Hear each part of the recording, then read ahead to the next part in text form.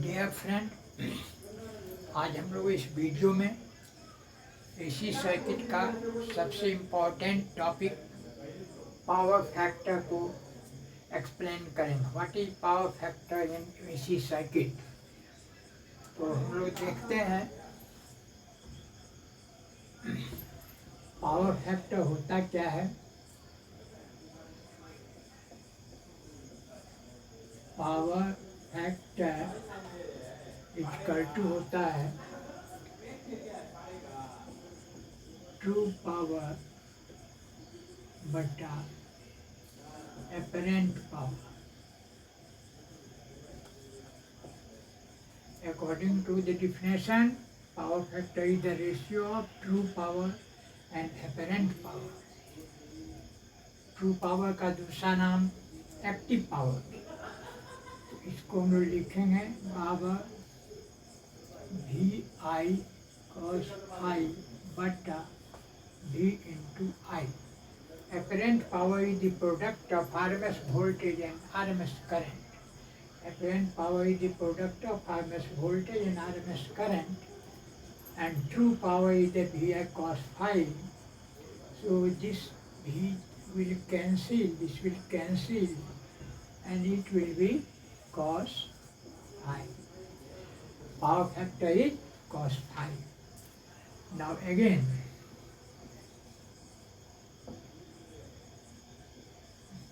power factor cos phi बराबर VR divided by V। During the phasor rotation, a voltage triangle is constructed. According to that triangle, the cos phi is the ratio of voltage across resistance divided by supply voltage। This is the voltage across resistance VR, and this is the supply voltage V। This is the base of the triangle, this is the hypotenuse of the triangle। इसको हम लोग लिख सकते हैं I into R divided by I into Z। I cancel, तो कितना हो गया R by Z, यानी cos phi equal to R by Z। Power factor R by Z, जहाँ R क्या है, रेसिस्टेंस है, एंड Z क्या है, इम्पीडेंस है, इम्पीडेंस। तो इस तरह से हम देख लिए cos phi क्या होता है, R by Z। अब इसमें अगर सर्किट इंडक्टिव है या कैपेसिटिव है या रेसिस्टिव है, उस आधार पर हमारा पावर फैक्टर लीडिंग और लैगिंग होगा। लीडिंग मतलब आगे आगे चलना, लैगिंग मतलब पीछे पीछे चलना। लीडिंग और लैगिंग उसको हम लोग वेव से दिखलाएंगे, लीडिंग क्या है, लैगिंग क्या है। तो अगर सर्किट RLC सीरीज सर्किट है तो Z का मान क्या होगा, Z हो जाता है under root R square plus XL minus XC का होल स्क्वायर। तब केस नंबर 1, केस 1 है XL may be greater than XC। अगर XC से XL बड़ा है तो सर्किट कैसा होगा, सर्किट हो जाएगा inductive. Circuit will be inductive.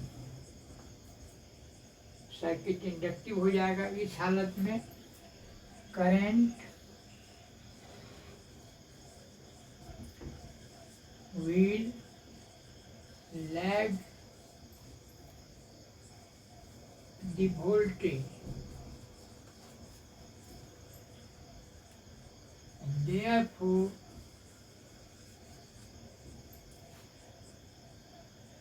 power factor will be a lagging power factor. Lagging power factor. Inductive के केस में करंट लैग करेगा वोल्टेज से, इसलिए पावर फैक्टर जो है वह भी लैग करेगा, लैगिंग पावर फैक्टर होगा। केस नंबर 2, केस नंबर 2 क्या है? XC may be greater than XL। अब इस हालत में XC बड़ा हो जाएगा। जब XC बड़ा होगा उस समय सर्किट क्या हो जाएगा? Circuit will be capacitive. Capacitive के केस में करंट लीड करेगा। Current will lead, therefore power factor will be a leading power factor। leading power factor। जब कैपेसिटिव के केस में करंट लीड करेगा वोल्टेज से, लीड मतलब आगे आगे चलना, लैग मतलब पीछे पीछे चलना। तो करंट जब लीड करेगा तो उस समय पावर फैक्टर क्या कहलाएगा? Leading power factor. Power factor will be leading. Now case number 3। Case number 3 क्या है? XL माइनस XC का whole square plus XL equal to XC। अगर ऐसा होगा तो ये दोनों कैंसिल हो जाएगा। उस हालत में Z बराबर R हो जाएगा। उसमें इम्पीडेंस और रेसिस्टेंस दोनों बराबर हो जाएगा। तो हम लोग बोलते हैं कि सर्किट रेसिस्टिव हो गया। सर्किट क्या हो जाएगा? Will be pure resistive. Pure resistive के केस में फेज एंगल वोल्टेज और करंट के बीच 0 हो जाएगा और cos फाई 1 हो जाएगा। Power factor will be equal to 1। cos phi बराबर cos 0 बराबर 1। क्योंकि वोल्टेज और करंट के बीच का एंगल 0 होगा, दोनों सेम फेज में होता है। प्योर रेसिस्टिव के केस में न वोल्टेज लीड न करंट लीड, दोनों सेम फेज। सेम फेज का मतलब है दोनों के बीच का एंगल 0 हो गया, पावर फैक्टर 1 हो गया। So there are 3 different condition. पहला हो गया इंडक्टिव। इंडक्टिव सर्किट में करंट लैग करेगा, वोल्टेज लीड करेगा, तो पावर फैक्टर लैगिंग होगा।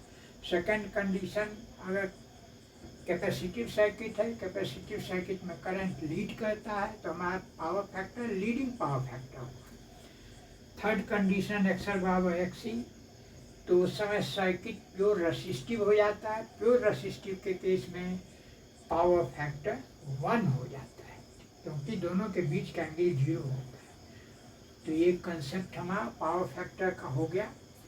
This is a very important topic of the AC circuit. While solving the numerical, we will have to calculate the power factor,